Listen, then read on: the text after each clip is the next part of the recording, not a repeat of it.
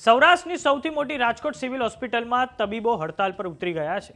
તબીબોનો ગુસ્સો ફાટી નીકળ્યો છે, કેમ કે ન્યુરો વિભાગના તબીબ પર જે વ્યક્તિએ હુમલો કર્યો છે તે હજુ સુધી પોલીસ દ્વારા પકડાયો નથી. તો હવે જુનિયર તબીબો 4 મુખ્ય માંગણીઓ સાથે હડતાલ પર ઉતરી ચૂક્યા છે, જેના કારણે રાજકોટ સિવિલ હોસ્પિટલમાં ઇમરજન્સી સિવાય તમામ સેવાઓ ઠપ થઈ ગઈ છે. આમ ફરી એકવાર રાજકોટ સિવિલ હોસ્પિટલમાં આરોગ્ય સેવાઓ પર સંકટના વાદળો છવાયા છે. નમસ્કાર, જમાવટ સાથે હું છું પાર્થ.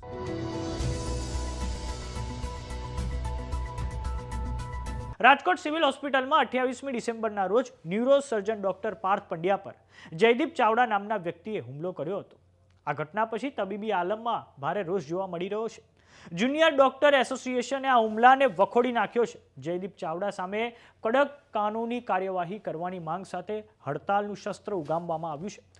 ડોક્ટરોની માંગ છે કે આરોપી વિરુદ્ધ દાખલ થયેલા કેસમાં ઝડપી અને ન્યાયપૂર્ણ તપાસ થાય. જુનિયર ડોક્ટરોના હડતાલ પર ઉતરી જવાથી રાજકોટ સિવિલ હોસ્પિટલમાં તબીબી સેવાને અસર પહોંચી છે. આ હડતાલના કારણે દર્દીઓ અને તેમના સગાઓને ભારે હાલાકીનો સામનો કરવો પડ્યો છે. ડોક્ટરોએ સ્પષ્ટ શબ્દોમાં જણાવ્યું છે કે ડોક્ટરો કોઈ પબ્લિક પ્રોપર્ટી કે કોઈ પણ વ્યક્તિ આવીને તેમની સાથે હિંસા કરી શકે તે રીતની પબ્લિક પ્રોપર્ટી નથી. આ હિંસક ઘટનાના વિડીયો ફૂટેજ પણ સામે આવ્યા છે, જે દર્શાવે છે કે કઈ રીતે ફરજ પરના તબીબ સાથે અમાનવીય વર્તન કરવામાં આવ્યું છે. ડોક્ટરોની 4 મુખ્ય માંગણીઓ આ પ્રમાણે છે. પહેલી માંગણી છે કે હુમલો કરનાર આરોપીની પોલીસ દ્વારા તાત્કાલિક ધોરણે ધરપકડ કરવામાં આવે.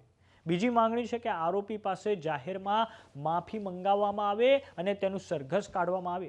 ત્રીજી માંગણી છે કે આરોપીનું આયુષ્માન કાર્ડ તાત્કાલિક અસરથી રદ કરવામાં આવે. અને ચોથી માંગણી એ છે કે ઘટના સમયે હાજર રહેલા સિક્યુરિટી ગાર્ડ્સ અને સ્ટાફને સસ્પેન્ડ કરવામાં આવે અને નવી સિક્યુરિટી એજન્સીની નિમણૂક કરવામાં આવે. ડોક્ટરોએ સરકારને આ મુદ્દે નિરાકરણ લાવવા માટે 2 દિવસનો સમય આપ્યો હતો. આ મુદ્દે કોઈ નિવેડો ના આવતા તેઓ આજે હડતાલ પર ઉતરી ગયા છે. તો બીજી તરફ હુમલાના આરોપી જયદીપ ચાવડાના પરિવારજનોએ પોલીસ તપાસની નિષ્પક્ષતા સામે સવાલો ઉઠાવ્યા છે. પરિવારનો દાવો છે કે પોલીસે રજૂ કરેલા સીસીટીવી ફૂટેજ અધૂરા છે. તેમાં સમગ્ર ઘટનાક્રમ સ્પષ્ટપણે દેખાતો જ નથી. જયદીપ ચાવડાના પરિવારજનોએ રાજકોટ પોલીસ કમિશનર સમક્ષ લેખિત રજૂઆત કરીને સમગ્ર ઘટનાના સંપૂર્ણ સીસીટીવી ફૂટેજ ચકાસીને જ આગળની કાર્યવાહી કરવા વિનંતી કરી છે. તો હવે જાણીએ કે આખી ઘટના શું હતી.